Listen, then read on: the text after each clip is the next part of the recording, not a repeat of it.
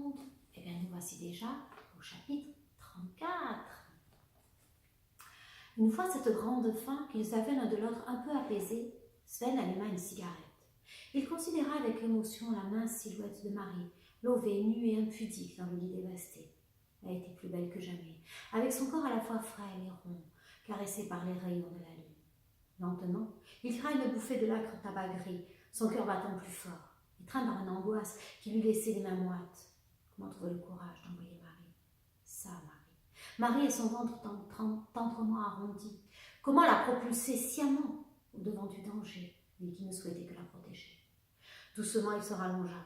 Marie, comme une chatte câline, se blottit contre lui, respirant avec délice son odeur, retrouvant sa place au creux de ses bras, la tête contre son épaule, balayant son cou de ses longues mèches désordonnées, emmêlant ses jambes aux siennes. Marie, commença Sven. Il fallait bien pourtant qu'il lui dise. Il avait juré au chef. Marie, fit-il de nouveau, d'une voix tendue. Mais je t'écoute, Sven. Je suppose qu'à présent tu vas me dire la raison pour laquelle tu es ici. N'est-ce pas? Murmura-t-elle d'une voix calme, trop calme. Un peu mal à l'aise, il tira une autre bouffée de sa cigarette et serra inconsciemment la jeune fille contre lui, tout en faisant d'un ton sourd. Marie, je suis venue pour te remettre un message qu'il faudra que tu apportes à Orléans. Elle se releva brusquement, éclatant d'un rire clair, soulagé, le dévisageant gaiement dans la demi-obscurité de la chambre. « Oh, ce n'est que ça! Tu crois une mine terrible pour me dire ça? J'ai eu peur! J'ai imaginé des trucs abominables! Moi, je l'amènerai à Orléans, ton message, pas de problème! » L'ancien officier se redressa brusquement. Il saisit la jeune fille des épaules, dardant le feu de son regard vert dans celui tendre et confiant de la jeune Française. « Marie, ne prends pas cela à la légère. Jusqu'à présent, tu n'étais pas vraiment impliquée dans cette folie. À présent, tu vas l'être. Et la Gestapo ne te fera aucun cadeau. » Prestement, elle lui posa la main sur la bouche, l'empêchant de poursuivre. « Chut, Sven, je sais tout ça. Mais il faudra déjà qu'elle me soupçonne. Et ensuite qu'elle m'attrape, ta Gestapo. Crois-moi, je ne compte pas lui faciliter la tâche. Ne t'inquiète pas pour moi.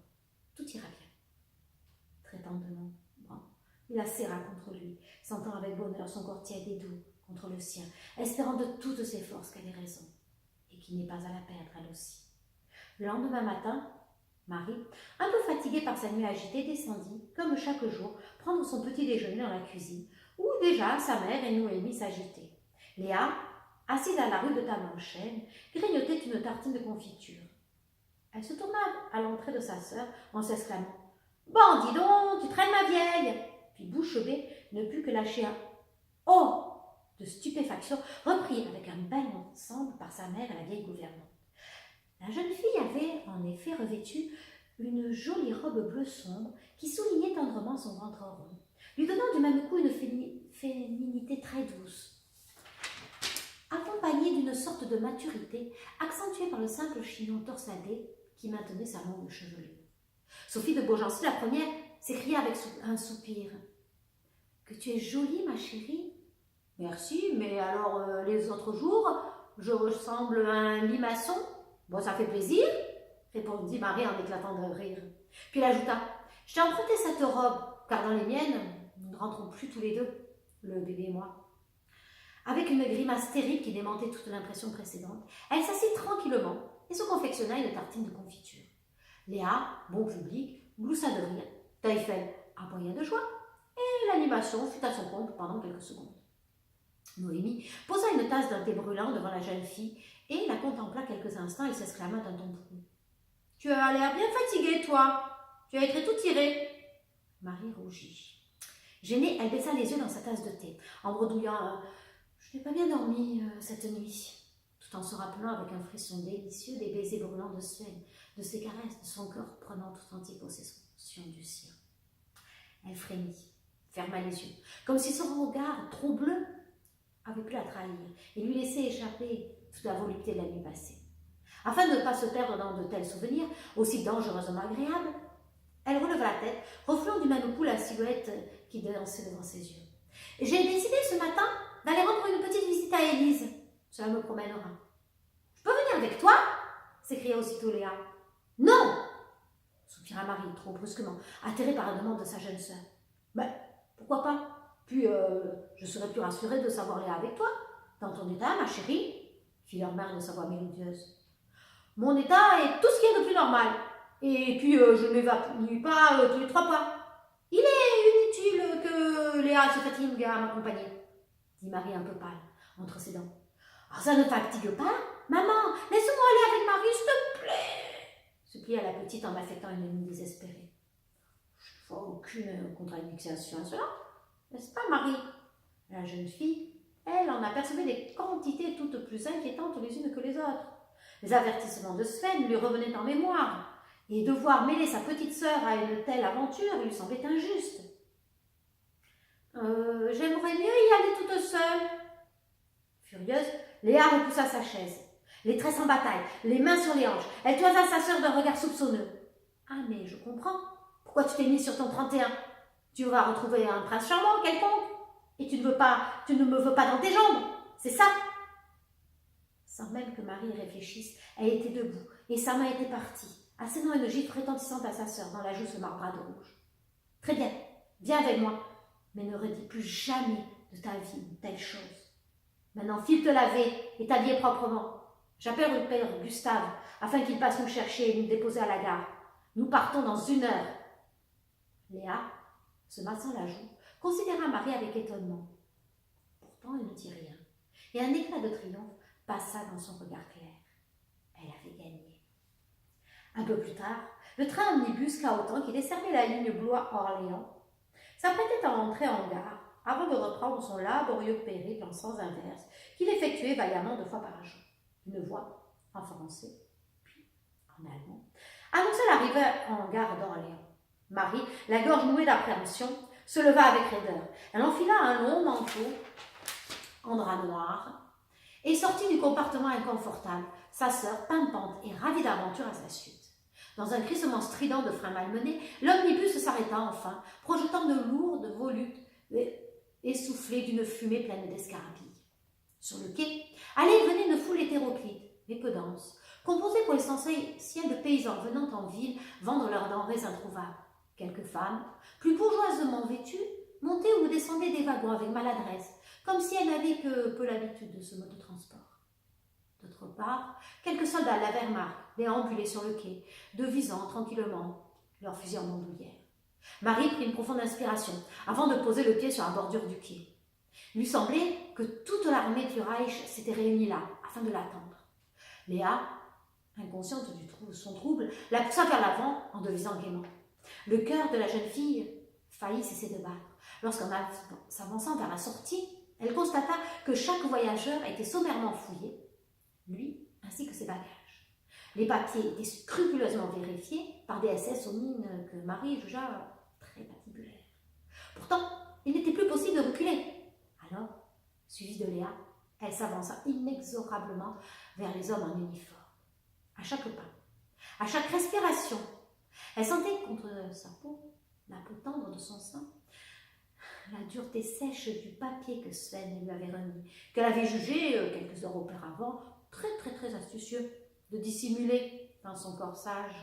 À présent, il lui semblait que c'était l'idée la plus stupide qu'elle ait pu avoir de toute sa vie. Glacée d'appréhension, elle s'approcha pourtant d'un pas assuré des SS qui barraient la sortie. Un militaire, campé au beau milieu du passage, lui lança un cinglant « Pas pire !» Il lui arracha presque des mains sa carte d'identité ainsi que celle de Léa, qui compulsa, les sourcils froncés avec suspicion. Marie, blême, les lèvres serrées, tendit son panier à un autre Allemand qui s'en empara vivement. Au bout de quelques secondes de fouille, il le lui rendit déçu. Il n'y avait là que de pots de confiture, un gros pain et une mode de beurre. Une Allemande, elle aussi en uniforme, s'approcha à son tour, s'avisant de Marie et de son panier d'osier. Elle éclata de rire et sans vergogne, elle saisit l'un des pots, la motte de beurre ainsi que le gros pain de campagne, en s'exclamant « Ah ah, marché noir, pas bon !»« Hé, c'était pour Élise !» s'écria Léa furieuse. « Tais-toi, Léa !» gronda Marie sourdement, puis elle ajouta, dardant son regard bleu sur la femme qui lui faisait face. « Nous allons voir ma cousine, Élise, qui habite 112 rue de la Liberté. Nous lui amenions ces quelques denrées. Nous ne faisons pas de marché noir, madame. » L'Allemande dévisagea Marie en gloussant. « Nein !» « Et ça, pas marché noir ?» fit-elle en palpant brutalement le ventre rond de Marie. « Alors, jambon, pommes de terre ?» Marie, livide, la repoussa violemment, tout en s'exclamant d'une voix glacée de colère. « Non !» le fils de l'un de vos officiers, le commandant Sven Valdemar du 3e bataillon de Panzer. L'Allemande s'écarta d'un pas, en blêmissant. Les bataillons disciplinaires étaient craints, et plus encore ceux de Panzer. Les têtes brûlées, envoyées en première ligne sur tous les fronts. « Vous mentir !» s'écria-t-elle, sans grande conviction. « Une gonfle, une bonne femme !» tempêta Léa. « Si Sven était là, moi, crois-moi, elle la ramènerait pas, elle nous ferait même conduire en voiture chez Élise. » Marie, très droite, dévisageait sans ciller l'imposante Allemande, qui, perdant contenance, marmonna. « Passez !» et leur tourna résolument le dos afin de s'intéresser à la personne qui se tenait derrière les deux sœurs. Celles-ci se retrouvèrent avec un vif soulagement dans la rue ensoleillée. « Léa, avant d'aller chez Élise, il faut que je passe à cette pharmacie herboristerie. Ça ne nous fera pas faire un grand détour de toute façon. » expliqua Marie d'un ton faussement détaché, tout en marchant d'un pas vif sur les étroits trottoirs qui bordaient les rues pavées de la vieille ville d'Orléans. Orléans était, comme toutes ces villes en zone d'occupation, parcourue par de rares voitures, quelques gazogènes, mais surtout des véhicules militaires, devant lesquels les passants s'écartaient avec crainte. Quelques cyclistes remontaient les rues, cahotant sur des vélos antiques et ferraillants. Parfois, c'était une vieille charrette, attelée d'une rosse éthique qui dépassait les deux sœurs, d'un pas lourd, la tête basse et d'un dominante. Léa, avec un cri de surprise, tira la manche de sa sœur afin de lui montrer le spectacle étonnant d'un gros chien noir et poilu qui tractait courageusement une petite charrette dans laquelle s'entassaient des bidons de lait. Son maître, un gamin en sabot crotté, en vendait quelques décilitres à des mères de famille ravies d'une telle aubaine. Comme elles avaient de la chance, songea amèrement Marie, de ne pas habiter en ville. Elles avaient encore quelques bêtes, un potager. Et, passant machinalement la main sur son ventre rond, elle espéra que jamais ce petit être n'ait à souffrir de la faim. Quelque part, cela la raffermit dans sa conviction. Oui, il fallait que toute cette folie cesse. Elle allongea le pas. Même si son message, dont elle ignorait le contenu, n'était pas prépondérant, c'était une pierre ajoutée à une autre, qui ferait qu'un jour, le monde serait débarrassé de Londres, l'ombre sinistre de la croix gammée. Léa, elle, encore interloquée par l'étonnant spectacle du chien, s'exclama « Ben dis donc, si Teufel voit ça, il a une attaque, c'est sûr. Et tu imagines Teufel attirer une carriole afin de vendre le nez de Marguerite? Le premier qui s'approche, il le mord. » Marie éclata de rire malgré elle. Finalement, c'était bien que Léa l'y accompagnait. En devisant, elles ne tardèrent pas à parvenir devant la vitrine d'une officine qui affichait un fier pharmacie herboristerie en joyeuses lettres vertes.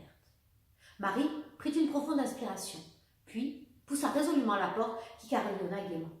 La jeune fille, suivie par Léa, se rapprocha du comptoir en bois patiné et s'y accouda. Une voix leur parvint de l'arrière-boutique. « J'arrive, j'arrive !» Marie, d'un rapide coup d'œil, avait examiné l'officine. Sur chacun des murs, des étagères en chêne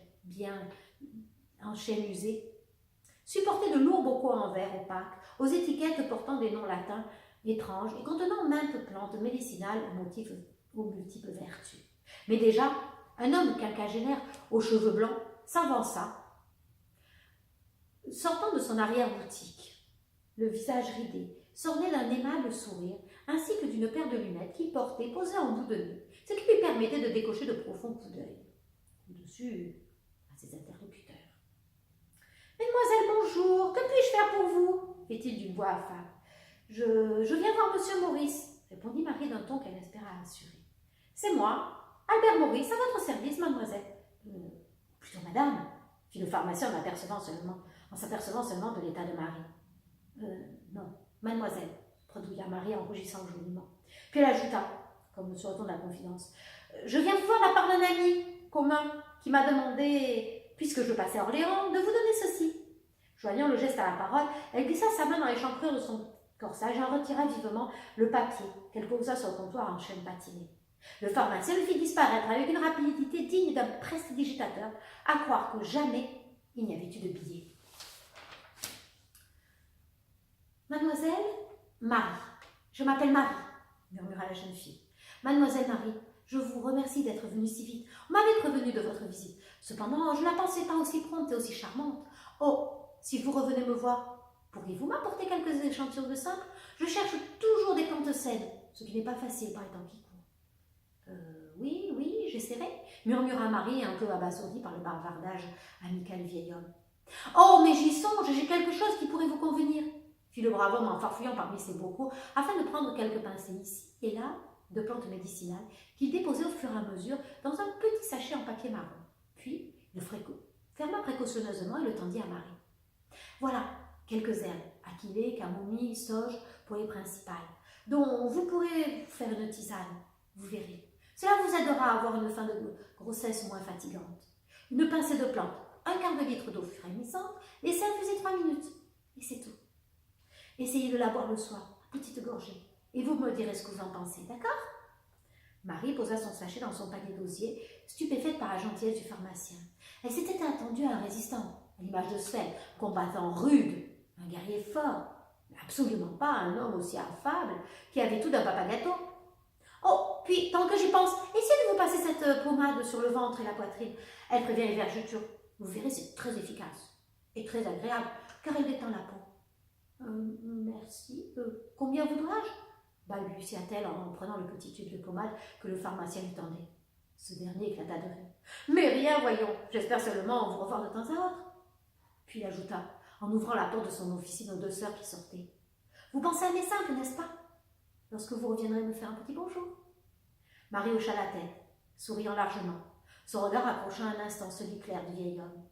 Elle lut, au-delà de son image amicale, une ténacité, une volonté énergique, surtout ce courage sans ambiguïté qui faisait de lui un combattant de l'ombre. La gorge nouée par l'émotion, elle ne put articuler le moindre mot, la moindre parole. Alors impulsivement, elle embrassa le vieil homme sur sa joue soigneusement rasée, tavelée par le temps. Puis elle murmura doucement. « À bientôt, monsieur Maurice, et je n'oublierai pas vos herbes. Au revoir, petite, et faites attention à vous. » Et nous nous retrouverons la prochaine fois pour le chapitre 35.